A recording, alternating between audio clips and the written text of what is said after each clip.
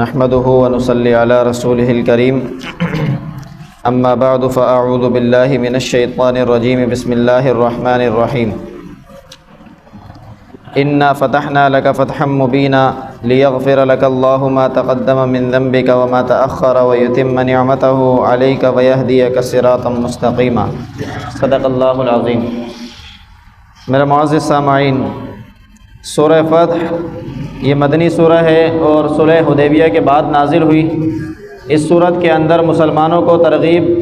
صبر اور استقامت کی دی گئی ہے کہ جس طریقے سے مسلمان حدیبیہ کے بعد جو سارے مراحل ہوئے، مسلمانوں کو علمی طور پر اور قانونی طور پر نیچے دکھانے کی کوشش کی گئی، لیکن پھر بھی اس کے باوجود ان قوانین کے طے ہو جانے کے بعد مسلمان 16-17 برس تک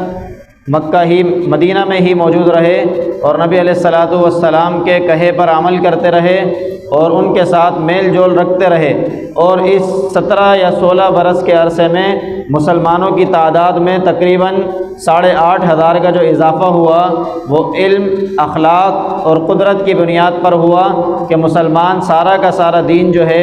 اخلاق اور کردار کی بنیاد پر پھیلانا چاہتے ہیں۔ اللہ یہی بتانا چاہتے ہیں کہ مسلمانوں نے صبر کا مظاہرہ کیا، اپنے عمرے کو ادا نہ کیا، واپس چلے گئے، اللہ کے نبی کے حکم پر عمل کیا، حدیبیہ کے مقام سے واپس ہوئے، اپنی ہدیوں کو ذبح کیا۔ آج یہ اس مقام پر پہنچے کہ اللہ رب العزت نے ان کے لیے یہ صورت نازل فرمائی ہے کہ انا فتحنا لک فتحا مبینا، اے نبی ہم نے آپ کو واضح برتری اور واضح کامیابی عطا فرما دی۔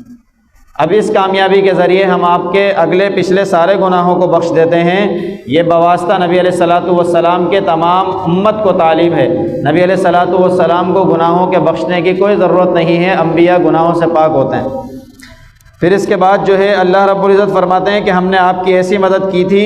کہ جو مدد جو ہے غلبہ دینے والی تھی، اور اللہ رب العزت نے ایمان والوں کے دلوں کے اوپر سکینہ نازل فرمائی تھی تاکہ ان کا ایمان زیادہ ہو جائے، ان کے ایمان میں کمی نہ رہے۔ اور یہ سارا کا سارا جو ہے یہ اللہ رب العزت کا لشکر ہے زمین اور آسمان میں۔ یہ ساری کی ساری باتیں اس لیے ہوتی ہیں تاکہ اللہ داخل کر دے ایمان والوں کو ایسی جنتوں کے اندر کہ جن کے نیچے سے نہریں بہہ رہی ہیں، اور اللہ رب العزت ان کے گناہوں کو بخش کر ان کی سیئات سے درگزر کر کے ان کو بلند مقام پر پہنچا دے۔ اور پھر اللہ رب العزت فرماتے ہیں وَيُعَذِّبَ الْمُنَافِقِينَ، اس کے بعد جو منافقین ایمان میں ہوتے ہوئے ایمان پر عمل نہیں کرتے، یہ بدترین کافر کہلائے۔ اللہ فرماتے ہیں کہ ان منافقین اور مشرکین کو ان کے گمان کے مطابق اللہ رب العزت کے یہاں پر بہت برا اجر ملے گا، اور ان کے نزدیک برائی کا دائرہ کھنچا ہوا ہے، اللہ کا غضب ان کے اوپر ہے، اللہ کی لعنت ان کے اوپر ہے، اور اللہ نے ایسوں کے لیے جہنم تیار کی ہے، اور جہنم جو ہے بہت ہی برا ٹھکانہ ہے۔ پھر اللہ رب العزت نے اس بیعت کا تذکرہ کیا جو نبی علیہ الصلاۃ والسلام نے حضرت عثمان غنی رضی اللہ تعالیٰ عنہ کی جو افواہ اڑ گئی تھی کہ حضرت عثمان غنی رضی اللہ تعالیٰ عنہ کو نعوذ باللہ شہید کر دیا گیا ہے جب وہ صلح کے لیے گئے تھے، تو اللہ رب العزت نے نبی علیہ الصلاۃ والسلام کو حکم دیا کہ آپ مسلمانوں سے بیعت لے لیں۔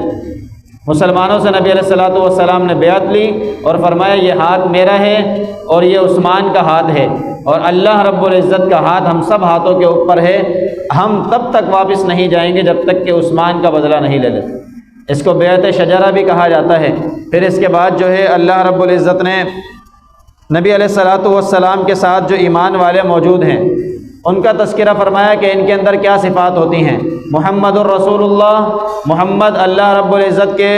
رسول ہیں۔ والذین معہ اشداء علی الکفار، اور جو محمد الرسول اللہ صلی اللہ تعالی علیہ وسلم کے ساتھ ہیں یہ کافروں کے معاملے میں زیادہ سخت ہیں، یعنی حضرت عمر فاروق رضی اللہ تعالی عنہ ایمان میں بھی پکے تھے اور کافروں کے مقابلے میں بھی پکے تھے، سر قلم کرنے میں دیر نہیں کرتے تھے۔ یہ فتح مکہ کے موقع پر سارے معاملات ہوئے، ابو سفیان کو پکڑا گیا تو حضرت عمر فاروق رضی اللہ تعالیٰ عنہ کے جملے تھے کہ ہمیں بغیر جدل کے جو ہے ایک بڑا کافر مل گیا ہے، لائیں اس کو میرے حوالے کریں، میں اس کو سر قلم کر کے اس کی جان چھڑاتا ہوں۔ اس کی اسی طرح ایک اور جو کافر تھا وہ جب آیا تو نبی علیہ الصلاۃ والسلام نے چاہا کہ اس کو کوئی قتل کر دے اور خاموش رہے، حضرت عمر فاروق رضی اللہ تعالیٰ عنہ قریب تھے کہ اس کو قتل کر دیں، لیکن حضرت عثمان غنی رضی اللہ تعالیٰ عنہ ان کی سفارش کر رہے تھے۔ نبی علیہ الصلوۃ والسلام سفارش قبول نہیں کر رہے تھے۔ اس کی وجہ یہ تھی کہ وہ پہلے ایمان لائے، پھر مرتد ہو گئے اور پھر دوبارہ ایمان لانا چاہ رہے تھے، تو نبی علیہ الصلوۃ والسلام نہیں چاہ رہے تھے کہ کوئی ان کے یہ ایمان میں دوبارہ داخل ہو۔ نبی علیہ السلام نے خاموش رہے، توقف کیا، لیکن توقف کے باوجود کسی ایمان والے نے چڑھائی نہیں کی، اور حضرت عمر رضی اللہ تعالیٰ عنہ چاہت کے باوجود بھی خاموش رہے، پھر اللہ کے نبی نے ان کا ایمان قبول کیا۔ اسی طریقے سے حضرت عمر فاروق رضی اللہ تعالیٰ عنہ کسی بھی اسلامی معرکے میں کسی کا سر قلم کرنے سے پیچھے نہیں رہتے تھے۔ اشداء علی الکفار، یہ کافروں پر سخت تھے، مسلمانوں پر سخت نہیں تھے۔ مسلمانوں کے جہاں معاملات آئے ہیں وہاں حضرت عمر فاروق رضی اللہ تعالیٰ عنہ کی نرمی بھی بہت بیان کی گئی۔ اسی طرح اشداء علی الکفار رحماء بینہم، یہ آپس میں بڑے رحم دل ہیں۔ حضرت علی رضی اللہ تعالی عنہ نے کچھ لوگوں کو، سفیان بن حارث وغیرہ جو آئے تھے، ان کو بتایا تھا کہ اللہ کے نبی کیسے تمہیں معاف کریں گے، کیونکہ اللہ کے نبی معاف نہیں کرنا چاہ رہے تھے۔ اللہ کے نبی نے ان سے منہ موڑ لیا تھا۔ جب وہ اللہ کے نبی کے پاس آئے تو حضرت علی رضی اللہ تعالیٰ نے کہا تم ان کو اللہ کے نبی کو کہو کہ یوسف نے اپنے بھائیوں کو بخشا تھا، اور یوسف کے بھائیوں نے یہ بات کہی تھی کہ لقد آثرک اللہ علینا وإن كنا لخاطئین، کہ آپ کو تو اللہ نے فضیلت دی ہے، آپ کو اللہ نے بڑا بنا دیا ہے، ہم ہی غلطی کرنے والوں میں سے تو یوسف علیہ السلام نے کہا لا تثریب علیکم اليوم، تو اللہ کے نبی بھی آپ کو معاف کر دیں گے۔ رحماء بینہم، حضرت علی رضی اللہ تعالیٰ عنہ یا حضرت عثمان غنی رضی اللہ تعالیٰ عنہ کے بارے میں یہ الفاظ ہیں۔ تراہم رکعاً سجداً یبتغون فضلا من اللہ ورضوانا، اور ان کے چہروں پر آپ سجدے کے اور رکوع کے نشان دیکھو گے کہ جس سے یہ اللہ کے فضل کو تلاش کرتے ہیں۔ حضرت علی رضی اللہ تعالیٰ عنہ اتنے سخت سجدے کیا کرتے تھے کہ ان کی پیشانی پر نشان تھے، کہ جس کے بارے میں یہ آیتیں نازل ہوئی ہیں۔ یہ ساری کی ساری مثالیں اللہ کے نبی کی تورات میں بھی موجود تھیں، انجیل میں بھی موجود تھیں، اور اللہ رب العزت نے ایمان والوں سے اور نیک عمل کرنے والوں سے وعدہ کیا ہے کہ ان کے لیے مغفرت ہے اور ان کے لیے بڑا اجر ہے۔ اس کے بعد سورہ حجرات، جو آداب کے معاملات میں سب سے زیادہ مؤثر ترین صورت اور سماجی معاملات بتانے کے لیے یہ بہترین صورت ہے۔ یہ اس وقت نازل ہوئی کہ جب کچھ بدوی نبی علیہ الصلوۃ والسلام کے پاس آئے، اور نبی علیہ الصلوۃ والسلام حجرے میں قیلولہ فرما رہے تھے، تو نبی علیہ الصلوۃ والسلام کو باہر سے پکارنے لگے یا محمدہ۔ جب یہ الفاظ انہوں نے صدائیں لگائیں تو اللہ رب العزت نے مخاطب کر کے کہا کہ یا ایھا الذین آمنوا لا تقدموا بین یدی اللہ ورسولہ، اللہ اور اللہ کے رسول سے آگے نہ بڑھا کرو، اللہ کا خوف رکھا کرو۔ اللہ رب العزت سننے والے اور جاننے والے ہیں، اور اللہ کے نبی کی آواز سے اپنی آوازوں کو بلند نہیں کیا کرو۔ یہ ایسا نہیں ہے کہ نبی علیہ الصلوۃ والسلام کی زندگی میں یہ آیت تھی اس کے بعد نہیں ہے، بلکہ جہاں نبی علیہ الصلوۃ والسلام نے کچھ عمل کرنے کا ہمیں حکم دیا ہے، قرآن نے ہمیں حکم دیا ہے، ہم اس کے مقابلے میں اپنی بات کو آگے کریں، تو یہ آج بھی فوق صوت النبی کے درجے میں ہے کہ ہم اللہ کے نبی کی بات کو ترجیح نہیں دیتے اور اپنی بات کو ترجیح دیتے ہوئے اس پر عمل کرتے ہیں۔ وَلَا تَجْهَرُوا لَهُ بِالْقَوْلِ، اور اللہ کے نبی سے اپنی بات کو بلند نہ کیا کرو جیسا کہ تم آپس میں بلند کرتے ہو۔ اگر اس طرح کرو گے تو تمہارے اعمال خبط کر لیے جائیں گے، پتہ بھی نہیں لگے۔ خبط کہتے ہیں کہ تمہیں اندازہ بھی نہیں ہوگا اور تم سوچتے رہو گے کہ ہمارے پاس بہت عمل ہے، بہت سارا ہمارے پاس اعمال نامہ موجود ہے بخشش کے لیے، لیکن جب تم پہنچو گے تو انتحبط اعمالکم، تمہارے عمل نہیں ہوں گے، خبط کر لیے جائیں گے، اور تمہیں شعور بھی نہیں ہوگا، اللہ فرماتے ہیں احساس بھی نہیں ہوگا، تمہارے اعمال ختم ہو جائیں گے۔ اتنا بڑا گناہ ہے۔ اور اسی طرح اللہ رب العزت نے اللہ کے نبی کے صحابہ کو آزمایا ہے، اور یہاں حکم دیا گیا کہ جب تمہارے پاس کوئی خبر لے کر آئے تو اس کی تصدیق کر لیا کرو۔ اللہ کے نبی کے پاس ایک بندہ خبر لے کر آیا تھا، اور اس خبر کے اندر وہ اپنی طرف سے سچ کہہ رہا تھا، لیکن اس کی تصدیق نہیں کی تھی، تو وہ اس اعتبار سے خبر جھوٹی نکلی۔ اللہ کے نبی کو حکم دیا گیا کہ آپ ایمان والوں کو کہیں کہ جب یہ خبر لائیں تو پہلے تصدیق کر کے آئیں کہ بات بالکل حقیقی ہے۔ بعض اوقات ہوتا یہ ہے کہ ہم دیکھتے کچھ ہیں، حقیقت میں کچھ اور ہوتا ہے، ہم اس کو بیان کر دیتے ہیں۔ اللہ اور اللہ کے نبی چاہتے ہیں کہ ہم پہلے خود اس کے اوپر مطمئن ہو جائیں اور پھر آ کر بتائیں کہ جی فلاں معاملہ اس طرح ہے، آپ اس پر قسم اٹھانے جیسے ہو جائیں کہ اللہ کی قسم یہ معاملہ ایسا ہے۔ اگر آپ کے اندر قسم اٹھانے کی جرت نہیں ہے، آپ شش و پنج میں مبتلا ہیں، تو پھر اس تصدیق کو بیان نہ کریں۔ کوئی بھی بات جب کرنی ہو تو پہلے یہ فیصلہ کر لیں کہ آپ عدالت میں اس کو ثابت کر سکتے ہیں یا نہیں، کیونکہ اگر اس دنیا کی عدالت میں ثابت نہیں کرنی تو اللہ کی عدالت میں ضرور ثابت کرنی ہے۔ اگر آپ اس بارے میں پکے ہیں، ٹھکے ہیں اور قسم اٹھا سکتے ہیں تو پھر وہ بات بلا شبہ کہہ دیں۔ اور یہ بات یاد رکھو ایمان والو کہ اللہ کے نبی تمہارے درمیان موجود ہیں۔ لو یطیعکم فی کثیر من الامر لعنتم، اور اللہ یہ چاہتے ہیں کہ حبب الیکم الایمان، کہ آپ لوگوں کے لیے ایمان کو پسند کیا جائے اور ایمان ہی کو اپنے دلوں کے اندر تم مزین کر لو، اور اللہ تمہارے لیے ناپسند کرتے ہیں کفر کو، فسوق، فسق اور فجور، وہ برائیاں کہ جن کو قرآن اور سنت کی روح سے فحاشی کہا گیا ہے، عصیان اللہ اور اللہ کے نبی کے حکم کی نافرمانی۔ جو یہ لوگ چھوڑ دیں گے تو اولئک هم الراشدون، وہی لوگ سمجھدار اور کامیاب ہیں۔ اور مسلمانوں میں سے جب دو گروہ آپس میں لڑ پڑے تو ان کے درمیان صلح کرایا کرو، اگر ایک دوسرے پر چڑھائی کرے تو فقاتلوا التی تبغی حتی تفیء الی امر اللہ، تو جو زیادتی کر رہا ہے اس کے خلاف کھڑے ہوا کرو۔ یہ حکم اللہ دے رہے ہیں ایمان والوں کو، چاہے طاقتور ہوں وہ لوگ، لیکن تم ایمان کے اوپر چل رہے ہو تو تمہارے لیے اللہ نے اسلام کو پسند کیا ہے، دین کو پسند کیا ہے، تم اللہ اور اللہ کے نبی کے حکم پر آیا کرو۔ تم یہ نہیں دیکھا کرو کہ طاقتور اس سمت میں کھڑا ہے تو میں طاقتور کی سائڈ چلا جاؤں، بلکہ اس کے خلاف قتال کیا کرو کہ جو ناحق ہے، اور اس کے مقابلے میں مظلوم کی مدد کیا کرو۔ فَإِنْ فَاءَتْ فَأَصْلِحُوا بَيْنَهُمَا بِالْعَدْلِ، ہاں جب تم ان کے ساتھ برابری کروا دو تو پھر برابری کے ساتھ فیصلہ کر دیا کرو اور انصاف کے ساتھ فیصلہ کیا کرو۔ اللہ رب العزت انصاف کرنے والوں کو پسند کرتے ہیں۔ ایمان والے آپس میں بھائی ہیں، ایمان والوں کے درمیان کوئی مشاجرہ، کوئی لڑائی، کوئی جھگڑا ہو جائے، کوئی تلخ کلامی ہو جائے تو ان کے درمیان صلح کرانا یہ اللہ رب العزت کے یہاں پسندیدہ ہے، اور اس عمل کی وجہ سے اللہ رب العزت دوسرے لوگوں پر رحم کرتے ہیں۔ اور جو لوگ چاہتے ہیں کہ یہ لڑتے رہیں تو ان کی لڑائی تو ایک طرف ہے، اور جو لوگ یہ سوچ رہے ہیں ان کے اندر سے اللہ رب العزت کا رحم نکل جاتا ہے۔ پھر اس کے بعد اللہ فرماتے ہیں کہ آپس میں ایک دوسرے کی قوموں کا مذاق نہ اڑایا کرو۔ یہ قوم اور برادری یہ مذاق اڑانے کے لیے نہیں ہے، یہ تفرقے کے لیے نہیں ہے، بلکہ یہ پہچان کے لیے ہے۔ اسی طرح عورتوں کو بھی منع کیا ہے، وَلَا تَلْمِزُوا أَنفُسَكُمْ وَلَا تَنَابَزُوا بِالْأَلْقَابِ، برے القاب سے نہ پکارا کرو، بِئْسَ الِاسْمُ الْفُسُوقُ بَعْدَ الْإِيمَانِ، جب تم کسی کو برے لقب سے پکارتے ہو تو تمہارا نام پہلے ایمان والوں میں شامل تھا، اب تم نے غلط کام کا ارتکاب کیا جو قرآن اور سنت کے خلاف تھا تو تم فاسق کہلائے۔ وہ تو ایمان پر ہے لیکن تمہارا نام فاسق ہو گیا ہے، بِئْسَ الِاسْمُ الْفُسُوقُ بَعْدَ الْإِيمَانِ، اور فاسق ہونا ایمان کے بعد بہت برا نام ہے۔ اور اس کے بعد جو توبہ نہیں کرے گا وہ ظالموں سے بھی ہوگا۔ لوگوں بہت سارے گمانوں سے بچا کرو، اپنے آپ کو بچایا کرو، کیونکہ تھوڑی سی بدگمانی بھی بعض اوقات جو ہے وہ گناہ ہوتی ہے۔ بعض اوقات ہم بدگمانی کرتے ہیں، یا اچھا گمان کریں یا برا گمان کریں، اس کے اندر دو پہلو ہوتے ہیں، یا وہ صحیح ہوگی یا خراب ہوگی، لیکن آدھا گمان جو ہم کرتے ہیں وہ آدھا تقریباً خراب ہی ہوتا ہے۔ اللہ فرماتے ہیں کہ گمان کرنے سے اپنے آپ کو بچایا کرو، اور بعض اوقات تھوڑا سا گمان بھی جو تم کرتے ہو نا وہ بھی غلط ہوتا ہے، اسی لیے گمان کرنے سے بچو، حقیقی بات کے اوپر آیا کرو۔ وَلَا تَجَسَّسُوا، دوسروں کی ٹوہ میں نہ لگا کرو کہ فلاں کیا کام کر رہا ہے، کیسے کام کر رہا ہے، کیا کرتا ہے، کس طریقے کی زندگی گزار رہا ہے، کس طرح کے لوگوں کے ساتھ تعلقات ہیں، اس میں پڑھنے کی ہمیں کوئی ضرورت نہیں ہے۔ وَلَا يَغْتَبْ بَعْضُكُمْ بَعْضًا، اور نہ ہی دوسروں کی غیبت کیا کرو۔ غیبت کا گناہ بدترین گناہ ہے۔ غیبت جو ہے یہ تقریباً اس کا چھوٹے سے چھوٹا گناہ بھی اتنا ہے کہ کوئی شخص اپنی ماں سے زنا کرے۔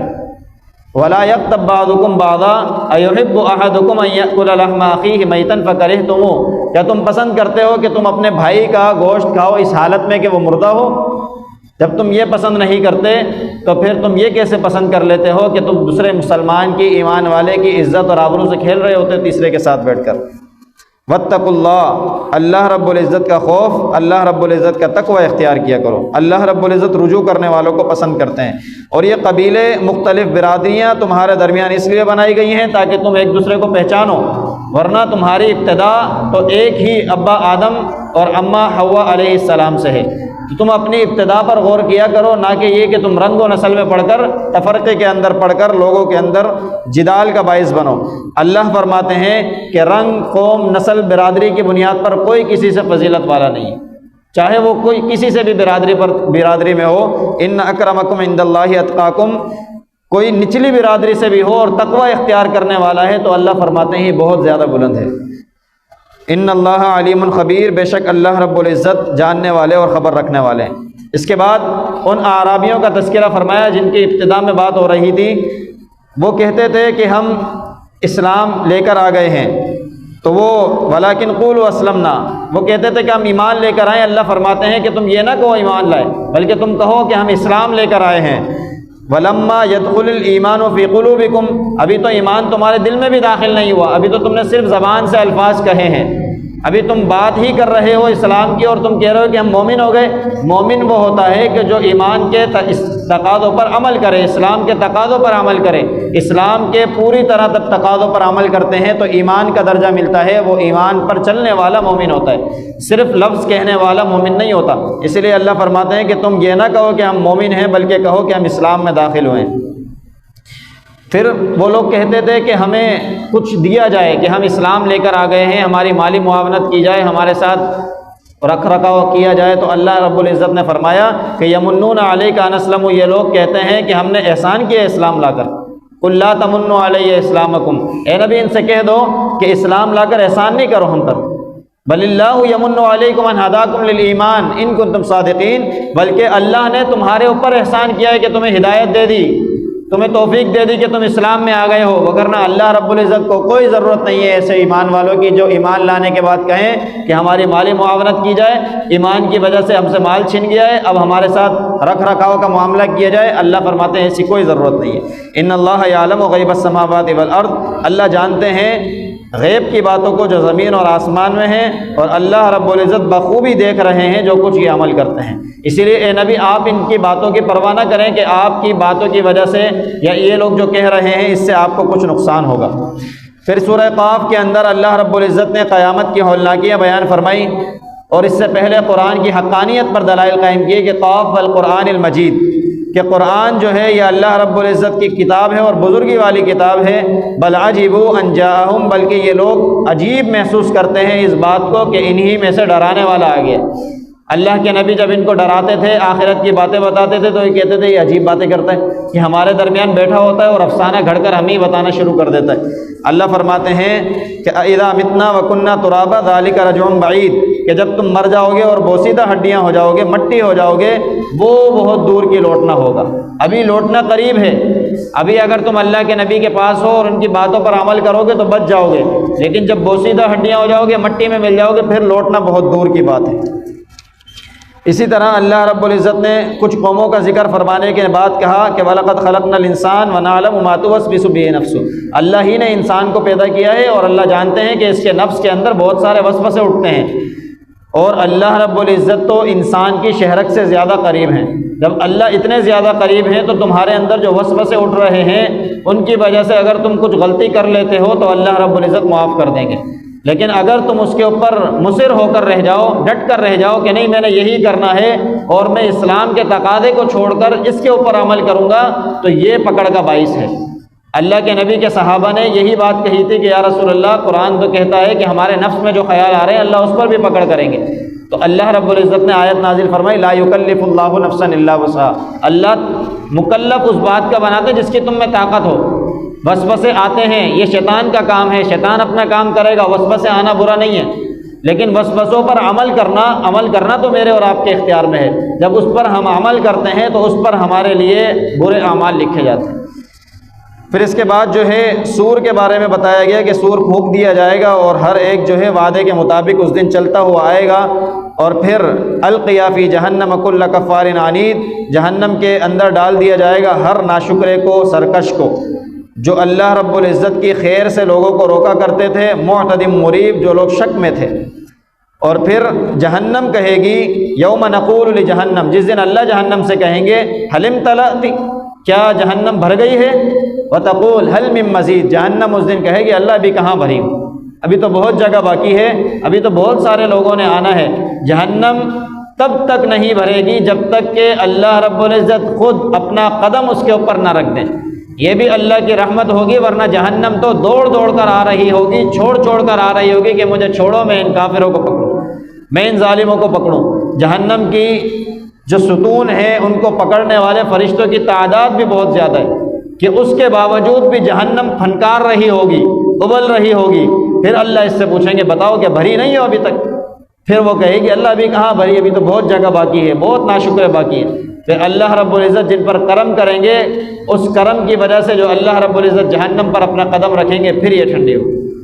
ورنہ جہنم کو اللہ رب العزت نے ایسا بنایا ہے کہ جتنے اس میں ڈال دیے جائیں اتنے اس کے لیے کم ہے۔ من خشی الرحمن بالغیب وجاء بقلب منیب، اور جو لوگ اللہ رب العزت کا خوف رکھتے ہوئے اچھے دل کے ساتھ آئیں گے، رجوع کرنے والے دل کے ساتھ آئیں گے، ادخلوها بسلام، وہ سلامتی والے گھر میں داخل ہوں گے اور اس میں ہمیشہ رہیں گے۔ اور اسی طریقے سے اللہ رب العزت جو ہے یوم تشقق الارض عنہم سراعا، کہ جس دن جو ہے زمین پھاڑ دی جائے گی، ذالک حشر علینا یسیر، یہ حشر کا دن ہوگا جو ہمارے اوپر برپا کرنا بہت زیادہ آسان ہے۔ ہم ہی ہیں کہ جو زندہ بھی کرتے ہیں، مارتے بھی ہیں، اور لوگوں کا ہماری طرف لوٹنا ہے۔ نحن اعلم بما یقولون وما انت علیہم بجبار، ہم زیادہ جانتے ہیں جو یہ لوگ کہتے تھے زمین کے اندر۔ وما انت علیہم بجبار، اے نبی آپ ان کے اوپر جابر نہیں ہیں، چھوڑ دیں ان کو جو یہ عمل کر رہے ہیں۔ فذکر، آپ صرف قرآن کے ذریعے ان کو نصیحت کریں۔ من یخاف وعید، جو ڈرے گا وہ قرآن کی طرف آ جائے گا، جو نہیں ڈرے گا وہ جہنم میں جائے گا۔ سورۃ الذاریات، اس صورت کے اندر اللہ رب العزت نے مختلف ہواؤں کی قسم کھائی یا مختلف ملائک کی قسم کھانے کے بعد کہا کہ انما توعدون لصادق، کہ جو اللہ رب العزت نے ان لوگوں سے وعدہ کیا ہے وہ سچا ہے۔ وان الدین لواقع، اور قیامت کا دن جو ہے وہ برپا ہو کر رہے گا۔ والسماء ذات الحبک انکم لفی قول مختلف، لوگ اس کے بارے میں مختلف اقوال رکھتے ہیں۔ یؤفک عنہ من افک، اور اپنے طرف سے باتیں گھڑتے ہیں، لیکن قیامت کا دن تو برپا ہونا ہے، اور اس دن اللہ رب العزت جو ہے سوال کریں گے کہ تمہارے مالوں کے بارے میں، کہ جس کے اندر اللہ رب العزت نے سائلین کا اور محرومین کا حق رکھا ہوا تھا کہ تم نے ان کو ادا کیا یا نہیں کیا۔ اور اللہ رب العزت نے زمین کے اندر نشانیاں رکھی ہیں یقین رکھنے والوں کے لیے، اور اللہ رب العزت نے تمہارے نفسوں میں بھی نشانیاں رکھی ہیں کہ تم اپنے نفس میں غور و فکر کرو کہ کس طرح یہ جسم چلتا ہے، کہ اللہ رب العزت نے قدرت دکھائی ہے، اور اپنے اللہ رب العزت کے اوپر ایمان لے کر آؤ۔ پھر اس کے بعد اللہ رب العزت نے ابراہیم علیہ السلام کی وہ جو فرشتے مہمان نوازی کے لیے آئے تھے اور انہوں نے بچڑا ذبح کر کے ان کی مہمان نوازی کی تھی، اس کے بارے میں بتایا، اور اسحاق علیہ السلام کی جو بشارت تھی وہ واقعہ تذکرہ فرمایا ہے۔ اس کے بعد فرمایا کہ والسماء بنیناها بأید وإنا لموسعون، کہ اللہ رب العزت نے آسمان کو بنایا ہے، اور اللہ رب العزت نے آسمان کو اپنے ہاتھوں سے بنانے کے بعد وسعت دی ہے، اور زمین کو اللہ رب العزت نے بچھا دیا ہے، اور پھر کیا خوب اللہ رب العزت نے اس زمین کو بچھایا۔ پھر اس زمین کے اندر اللہ رب العزت نے ہر چیز کو جوڑے جوڑے پیدا کیا۔ یہ کافروں کا وہ گمان تھا کہ جس کے اوپر ان کو یقین نہیں تھا، وہ سمجھتے تھے کہ صرف انسانوں کے جوڑے ہوتے ہیں، اس کے علاوہ کسی کا کوئی جوڑا نہیں ہے۔ اللہ فرماتے ہیں کہ اللہ نے ہر چیز کا، یہاں تک کہ جو سب سے چھوٹی چیز ایٹم دنیا کے اندر ہے، اس کو بھی نیوٹران اور پروٹون دو چیزوں سے ملا کر بنایا، کہ یہ سب سے چھوٹی چیز بھی دو جوڑے اللہ نے پیدا کیے ہیں، تو پھر بڑی چیزیں کیسے ہو سکتا ہے کہ جن کے جوڑے نہ ہوں۔ یہ اللہ رب العزت نے اس وقت نبی علیہ السلام کو بات بتائی کہ جس وقت سائنس کا کوئی وجود نہیں تھا۔ ففروا الی اللہ، تو پھر اللہ ہی کی طرف دوڑو۔ اللہ رب العزت جو ہے انی لکم، میں اللہ کی طرف سے ڈرانے والا ہوں واضح۔ اللہ کے ساتھ کسی کو شریک نہ بناؤ، اور یہ سارے کے سارے جنات اور انسان اللہ رب العزت نے صرف اللہ کی عبادت کے لیے پیدا کیے، اور اللہ رب العزت کی طرف سے میں تمہیں نصیحت کرنے والا ہوں۔ ما ارید منہم من رزق، اللہ کے نبی فرماتے ہیں کہ میں تم سے اس پر کوئی اجر نہیں مانگتا، کوئی کھانا پینا نہیں مانگتا، بلکہ میں اللہ کے لیے یہ کام کرتا ہوں۔ اللہ رب العزت بہت زیادہ طاقتور ہے، اور اللہ رب العزت جو ہے بہت زیادہ رزق دینے والا ہے۔ اللہ بھی فرماتے ہیں کہ میں بھی اس پر کوئی اجر نہیں چاہتا تم سے، بلکہ میں تمہیں خود کھلاتا ہوں، اور اس کے بعد جو کوئی ظلم کرتا ہے، جس طرح پہلوں نے ظلم کیا تھا، تو فلا یستعجلون، ان کو چاہیے کہ جلدی نہ کریں، اللہ کا عذاب آنے والا ہے، اور ہلاکت ہے ان لوگوں کے لیے جو کفر کرتے ہیں اور قیامت کے دن کو جھٹلاتے ہیں۔ اس کے بعد سورۃ الطور ہے۔ سورۃ الطور میں بھی اللہ رب العزت نے طور پہاڑ کی قسم کھا لینے کے بعد، کتاب اور قلم کی قسم کھانے کے بعد، آسمان کی قسم کھانے کے بعد یہی بات بتائی کہ ان عذاب ربک لواقع، جہنم واقع، یہ قیامت واقع ہونے والی ہے، اور ما لہ من دافع، قیامت کو کوئی آگے پیچھے نہیں کر سکتا۔ یوم تمور السماء مورا، جس دن آسمان بھی ختم، جس دن پہاڑ بھی ختم، اور جس دن ہر جھٹلانے والے کے لیے ہلاکت ہوگی۔ پھر اس کے بعد اللہ رب العزت اس میں نبی علیہ السلام کے لیے فرماتے ہیں کہ فذکر فما انت بنعمت ربک بکاہن ولا مجنون، اے نبی آپ لوگوں کو نصیحت کیجیے، یہ آپ کو شاعر کہیں مجنون کہیں یہ کہتے رہیں گے، شاعر اور مجنون ہونا یہ ان کے لیے ہے، آپ اللہ رب العزت کے پیغمبر ہیں، آپ ان کو نصیحت کیجیے۔ قل تربصوا فانی معکم من المتربصین، نصیحت کے ساتھ یہ بھی بتا دیجیے کہ تم بھی انتظار کرو، قیامت آنے والی ہے جس کے لیے تم بار بار کہتے رہتے ہو۔ فَلْيَأْتُوا بِحَدِيثٍ مِثْلِهِ إِن كَانُوا صَادِقِينَ، اور ان سے کہیے کہ اگر تم لوگ سچے ہو تو تم اپنی طرف سے کوئی بات لے کر آ جاؤ۔ ام خلقوا من غیر شیء ام هم الخالقون، کہ یا اس کے علاوہ کوئی اور چیز پیدا کی گئی ہے تو تم اس کو لے کر آ جاؤ۔ وَاصْبِرْ لِحُکْمِ رَبِّكَ، اے نبی آپ صبر کیجئے اور ہم دیکھ رہے ہیں وَسَبِّحْ بِحَمْدِ رَبِّكَ، اپنے رب کی تسبیح بیان کیجئے، حین تقوم، جس وقت آپ کھڑے ہوتے ہیں رات کے پہر میں یا دن کے پہر میں، وَمِنَ اللَّيْلِ، رات کو بھی آپ کھڑے ہوتے ہیں، فَسَبِّحْهُ، تو اپنے رب کی ہی تسبیح بیان کیجئے، وَإِدْبَارَ النُّجُومِ۔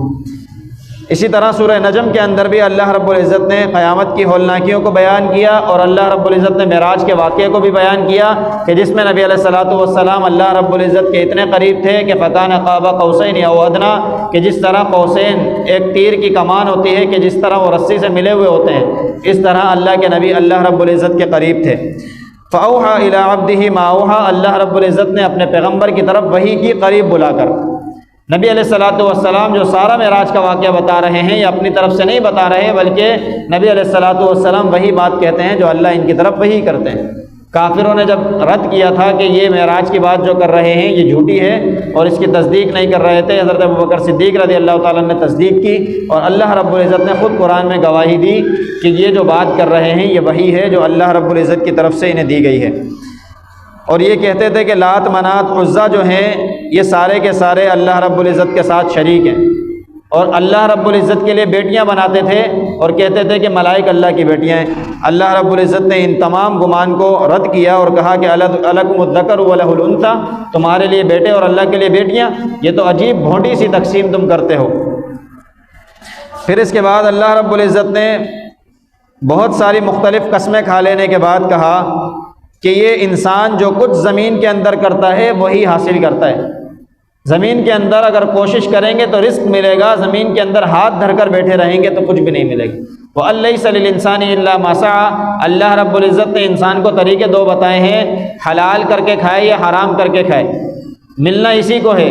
اللہ رب العزت نے اس کے مقدر میں لکھ دیا ہے، اب حرام کرے گا تو اللہ کے یہاں پکڑا جائے گا، حلال کرے گا اللہ کے یہاں بخشش کا اعلان ہے۔ اللہ نے جو مقدر میں لکھ دیا ہے تھوڑی سی کوشش سے اس کو مل جاتا ہے۔ وَأَلَّيْسَ لِلْإِنسَانِ إِلَّا مَا سَعَىٰ وَأَنَّ سَعْيَهُ سَوْفَ يُرَىٰ، اب جو یہ کوشش کرے گا، حلال کے لیے کوشش کی ہے تو اللہ کے یہاں اس کو بھی دیکھ لے گا، اور اگر حرام کیا ہے تو اللہ رب العزت کے یہاں اس کو بھی دیکھے گا، پھر اس کو پورا پورا بدلہ دیا جائے گا اسی کے بدلے میں۔ وَأَنَّ إِلَىٰ رَبِّكَ الْمُنتَهَىٰ، اور ہر ایک کی انتہا جو ہے اللہ رب العزت کے پاس ہے۔ اللہ ہی ہے جو تمہیں ہنساتا ہے اور رلاتا ہے، اللہ ہی ہے جو تمہیں مارتا ہے اور زندہ کرتا ہے، اللہ ہی ہے کہ جس نے ہر چیز کو جوڑے جوڑے پیدا کیا۔ اللہ رب العزت نے تمہیں ٹپکنے والے نطفے سے پیدا کیا کہ تم ایک نئی خلقت میں آ گئے۔ اللہ ہی ہے جو تمہیں مالدار کرتا ہے، اللہ ہی ہے جو تمہیں قناعت دے دیتا ہے، اللہ ہی ہے کہ جو شعراء کا رب ہے۔ یہ لوگ کہتے تھے کہ شعراء جو ہے یہ ایک ستارہ ہے اور یہ رب ہے، اس کی عبادت کیا کرتے تھے۔ اللہ فرماتے ہیں